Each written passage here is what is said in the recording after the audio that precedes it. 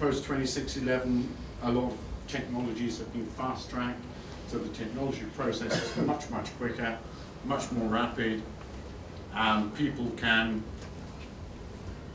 learn exactly what what the requirements are and how best to get the certification, classification, and approval for these products over there.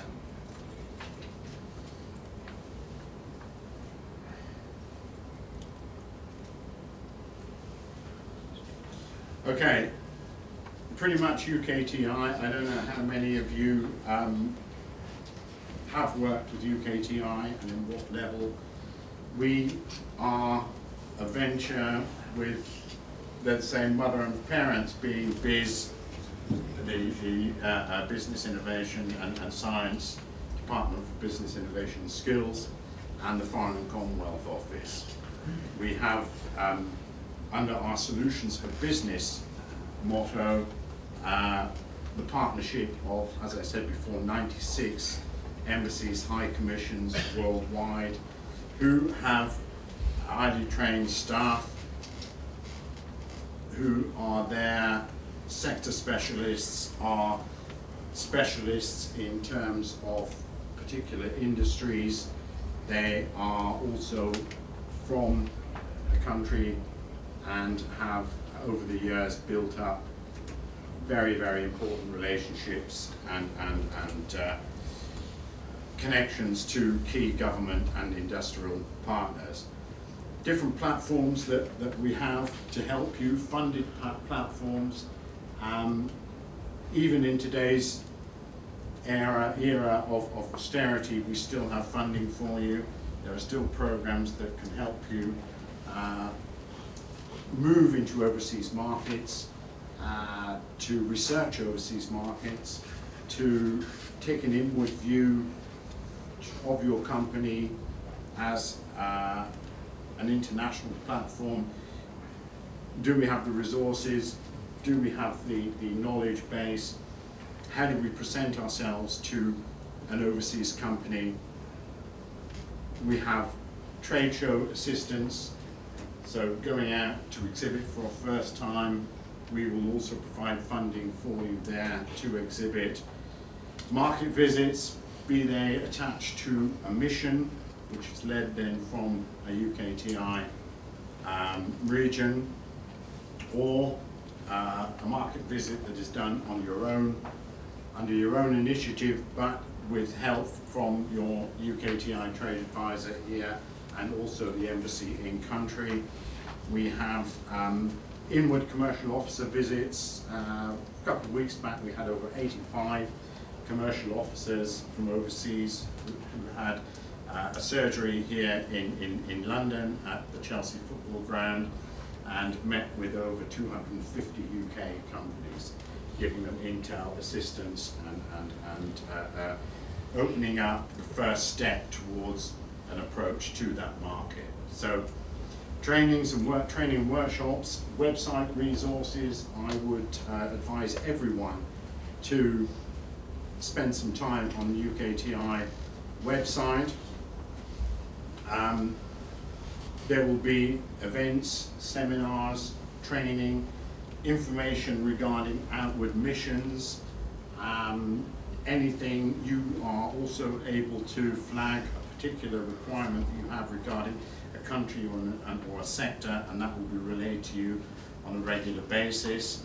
We have advisors all over UK, regional, and most, if not all, are sector specialists, all come from private industry, all have market region specialities as well, language experience certainly, and are there to assist you in putting together a strategy for a particular export market, or in fact just giving you advice on areas that we have identified as being opportunities for you all.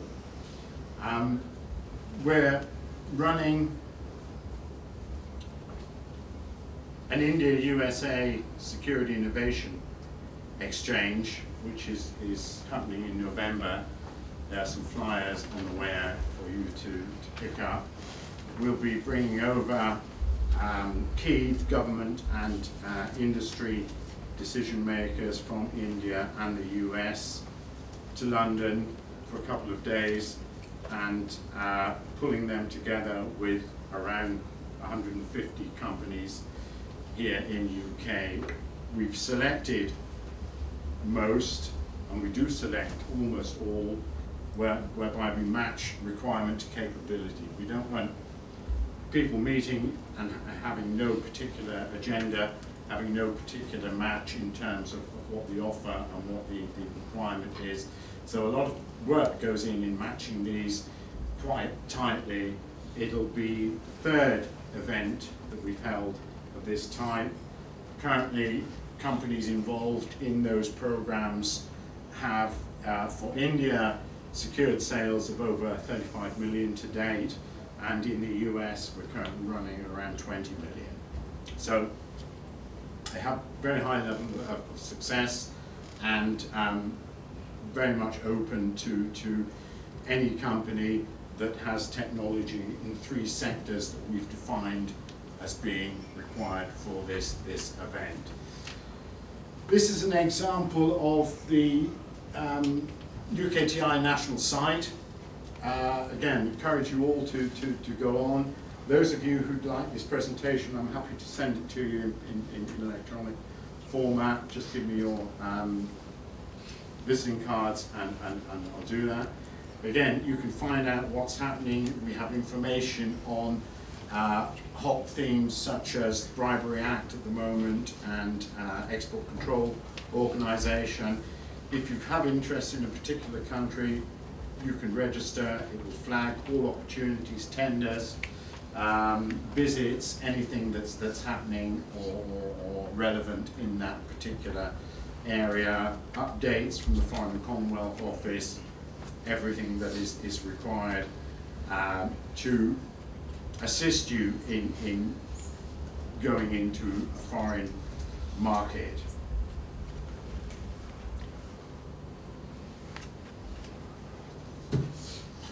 Okay, I just want to leave you with a thought, which is certainly more relevant for the defence industry, but it's also, with the transition from defence to security and the systems transition as well, it's becoming more and more relevant.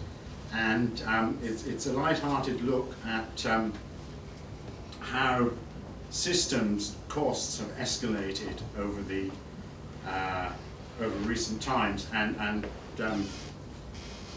it illustrates a point that Norman Augustine, who's a very well-known luminary in the American aerospace industry, decided to have a light-hearted look at how this has actually developed since 1910 to date.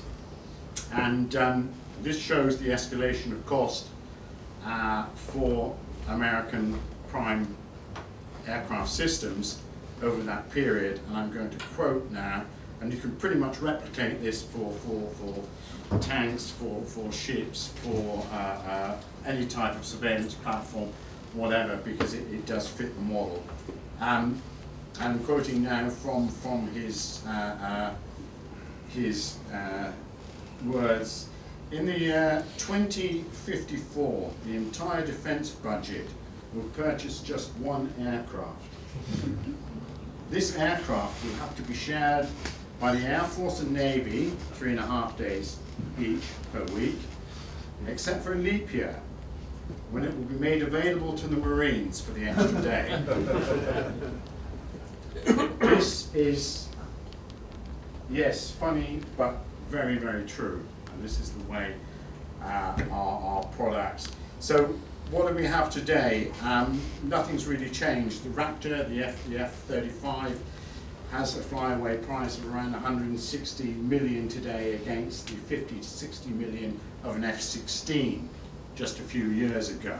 So if you take in development costs and so forth, the cost of the Raptor goes up to 360 million per aircraft.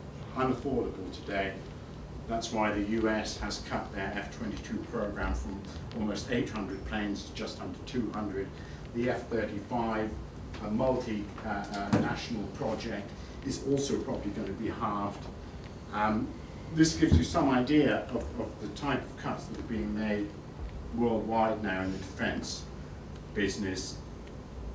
With that, opportunities are increasing in our security area, and that's the big hope now, growth at around 10 to 12% per annum. And the big boys are also starting to realize this now and focus their efforts on transferring technology into the security industry. And that's it. Thank you very much. John, do you want to mention the IPSEC delegation? Sorry, I'm a colleague of John's. Yeah, IPSEC is an exhibition. It's a little early, it's not until the end of the year, but there'll be a UKTI delegation going over to IPSEC in Delhi. I think it's December. Early December. Early December, yes. Yeah. That, again, will be on the website. There will be a notification of the mission that's going out there. UKTI will have a stand, and big support from our local people over there. So again, check out the website now and again, look at what's going on, and I'm sure there's going to be something for everyone there of interest. Thanks very much.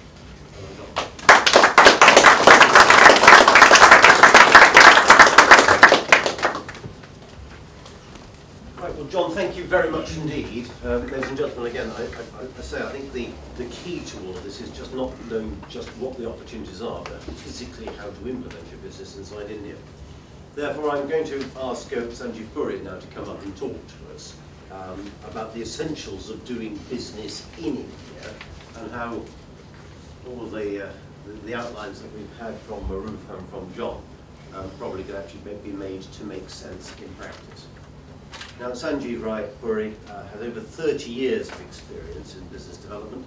He's currently the Senior Vice President of Business Development at Indian Security. He also works in sales and marketing and managing startups. And a one-time professional tea taster and buyer, Sanjeev heads the business development of Indian Security. Sir.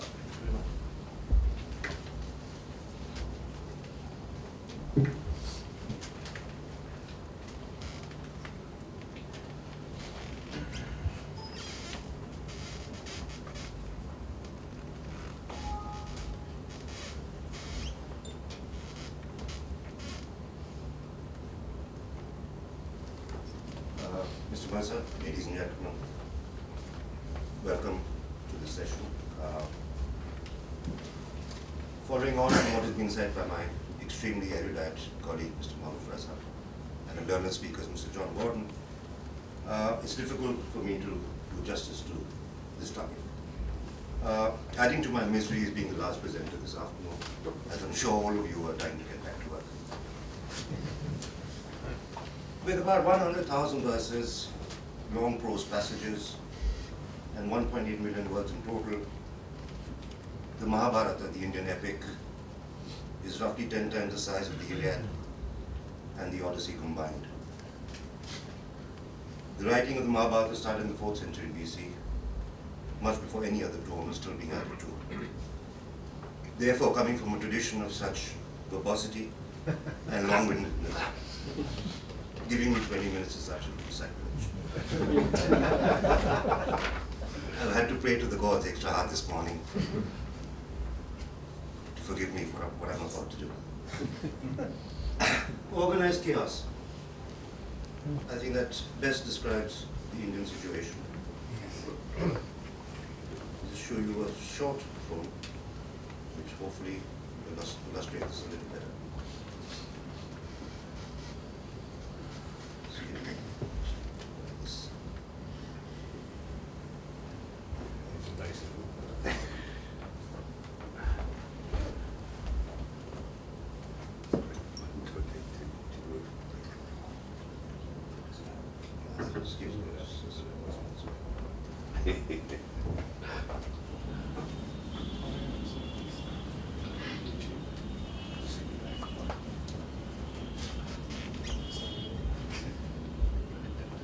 this is not during rush hour. No traffic lights, no policeman, no traffic rules. To you it must seem strange. For us it's absolutely normal.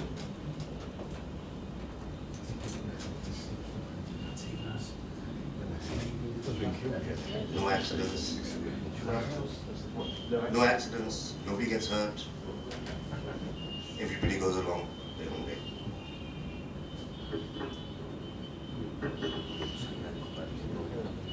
I'll leave that in the background. It's easier for me to actually talk about why not do business in India. If you take what they call the World Competitive Index, out of 133 countries became 49. Not bad. In the ease of doing business at 183 countries, we stood 133rd. Index of Economic Freedom, again 183 countries, we stood 123rd. However, there's a bright lining in that. In the FDI Confidence Index, we stood number 2. On a comparison of where we stood in year 2010 over the previous year, doing business became harder, starting a business became more difficult, dealing with construction permits became more difficult, XYZ. However, closing a business became easier. In the competitive index, again, the issues that we have, inadequate supply of infrastructure, inefficient government, bureaucracy, corruption, XYZ. And of course, starting a business in a global rank, we are among the bottom. We are almost at the bottom. However, it's not all doom and gloom. You also have to understand in India that we're absolutely obsessed about things like mileage. People will buy a car for £100,000, but will shop around for one that gives better mileage. If it runs on diesel, even better, because the cost of diesel is 30% cheaper than petrol. We look for savings on any and everything. We can't help it. The nation of shopkeepers. We love getting a good deal. We haggle. It's on our way. We just can't help it. We will drive 20 kilometers extra to discount store, but we'll forget about the cost of the deal. We never, ever throw anything away. Ever. We try every trick in the book. We even have a word for it called jugaad, which basically is an improvised or jury-rigged solution. Inventiveness, ingenuity, cleverness, get the job done. And also we believe in rebirth. We can always come back and finish the deal in the next slide. Words by Mr. Harry Thorne. An illustrated video. I hope this one works better this time.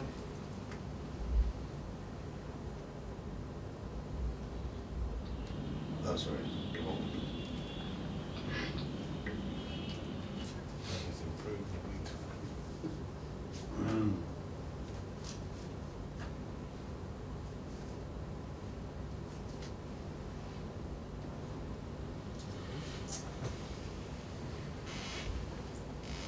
Gentlemen, this is the most lethal tank in the world, 110 mm main gun. Двигатель 1500 лошадиных сил с пятискоростным автопередатчиком. 1500 horsepower engine with 5-speed auto transmission. Расширенный предел прямой видимости, стабилизированный в двух осях. Advanced line of sight stabilized in 2 axes. Прибор тепловизионного ночного видения. Thermal night vision. Высокий уровень защиты башни. Superior road protection. Модульная броня. Modular armor. Ему продолжать и продолжать. And the general says he could go on and on. कितना देती है? School का विधि भाई?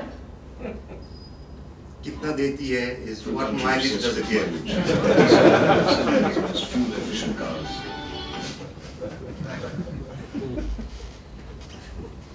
However, it's not all bad. India is here to do business. India is currently the number 21st in the list of UK's top 50 trading partners.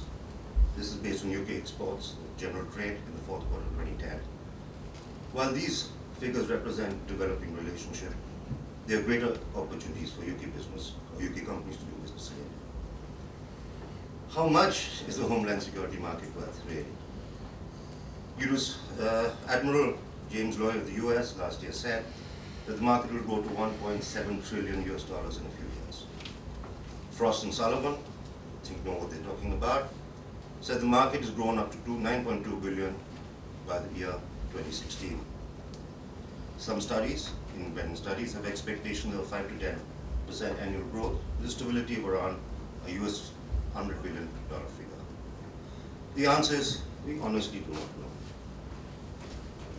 What we do know, and some of this may be repetitive from what Martin said earlier, there are 2.7 million Homeland Security personnel in India. That's bigger than the size of the Chinese People's Liberation Army. That's 30 times the size of the British Army.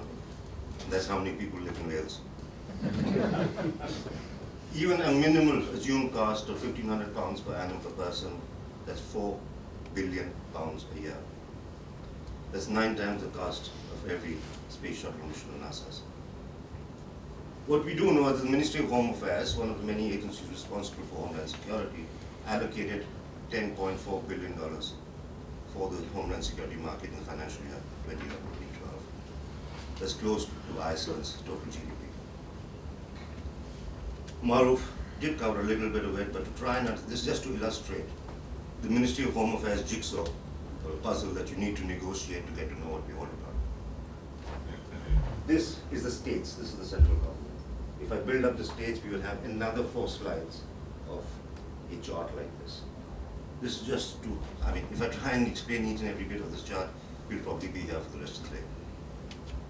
What we do know, the central government has 7 paramilitary forces, or 1.3 million, that need to be retrained and re-equipped. India has 28 states, with a combined police force of 1.4 million, that need to be trained and equipped in counterinsurgency, counterterrorism, and intelligence gathering. India has critical infrastructure which requires vulnerability assessment and security. We have 6 nuclear power plants, of 4 upcoming. We have 2 intercity systems, transport systems, and 6 more coming. 618 conventional power stations, over 35,000 kilometers of petroleum and gas pipeline being added to every year. 19 petroleum refineries, 12 major and 130 minor airports, almost 110,000 kilometers of railway network, 12 major 100 and 200 minor seaports. But there is more that needs to be secured. Over 1,200 major hotels, 600 multiplexes, 160,000 factories, and over 20,000 hospitals. What is the ground reality for the Indian Homeland Security? There is a sense of urgency after the Mumbai attacks. We have a rapidly growing economy, the world's largest Homeland Security force. There is growing insurgency in India. A private sector with immense potential, but no existing infrastructure. A manifold expansion in the threat perception and the threat domain. Essentially, the idea is that nowhere is safe. All this adds to what I believe is utter confusion, unfortunately. What this can represent, ladies and gentlemen, is an impenetrable and confusing market or an opportunity of a lifetime. The 4 axioms of doing business in India: patience and understanding, cost effectiveness, seek alliances, and innovate, renovate. Patience and understanding. It's a unique country, rather a mini continent, and drastically different parts that make India anything but homogeneous. We have 22 official languages, 17 official scripts, almost 1,600 classified mother tongues. Every religion on earth is represented. We have some of our own, including tribal customs. Food habits change almost every 100 kilometers. Dress habits change every 400 kilometers. Geographical diversity, heavy snowfall and mountains in the north, thick forests in the east, desert in the west, and a long, long coastline to the south. And last but not least, a stifling bureaucracy, inherited from you, but Indianized as only we can Indians can. I'll give you a Nestle example, how an MNC also saw India. Nestle, being a coffee company, for the first 50 years of their existence in India, concentrated on what they call the coffee drinking area, a market of about 55 million tons. They forgot about the north, because that is a tea drinking area, and a coffee company could not get into the tea business. However, 50 years later, they realized the folly, that there is a consumption of 700 million tons available, which they're not there. So they decided to get into the tea business. and gave me an opportunity to work for Nestle. But this goes to show that even they took their time, even they said they didn't know what the market was all about. It took them more than 50 years to gradually move on. Patience and understanding. Maruf referred to this, and I think referred to Mr. Gordon as well, is the MMRCA deal process spanned over a decade that saw 3 administrations under 2 political parties, 4 air chief marshals, 3 defense ministers, and a sea change in international and strategic equation in the region and the world. And the deal has yet to be finalized. Regional markets. For smaller firms, it may be better to look at regions in India rather as individual markets rather than going for the whole country. Partnership. Extremely important to get a local partner who knows what they're doing. Learn the Indian way of doing business, the ethical and the legal way of doing business. Be cost effective.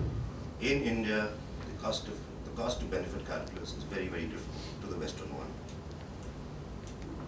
The UK riot police, fiberglass helmets, fiberglass shields, leather-bound billy clubs, communication equipment, etc., etc., etc. Total cost of equipment is about 1,000 to 1,500 pounds per man. The Indian riot police recycled metal helmets, bamboo shields, and a lathi, which is basically a stick. Total cost of equipment is 50 pounds. Almost as effective. Be cost effective. We Indians love to haggle. Seek alliances. Explore the possibility of co-producing an assembly in India. I think all the speakers before me have stressed on this point, and I can't stress on it more. There are certain import duty exemptions, cheap, trained, and qualified manpower, freely available. There is a defense offset for larger deals with the defense. There are certain legal and regulatory requirements which are easier if you do business with a local partner, and get a guide with local knowledge. However, please be cautious who you deal with. Do your due diligence with care. Innovate and renovate. Many uses for one product. And ladies and gentlemen, if you don't do it, we'll find a way. Innovate. Customize your technology to fit unique Indian needs. Can it stand the Indian weather, the vagaries of Indian weather? Can it be more cost effective? How long can it go without maintenance? Do your manuals have pictorial explanations for the illiterate? The different languages and scripts that we have in India. Innovate on your marketing strategy. In some cases, you may be expected to come up with a question long before you can provide the answer. Re-engineer. To enter a cost-conscious market, you need over-engineered products. Can you delete the non-essentials or those that do not affect the basic working of the product? Can you reduce the specifications that may be required in your home market but may not be necessary in a market like India? Do not expect to sell at prices acceptable in your home market or in developed markets. Reduce your expectations on earnings in the initial years. Get your protected, accepted, then innovate, improve, and increase your prices. Ladies and gentlemen, you have to learn how to drive in India in the organized chaos. What works in the West does not necessarily work in India. If all help fails, there are plenty of self-help books available on the internet. However, how best to do business in India, ladies and gentlemen? Partner with us. Thank you very much.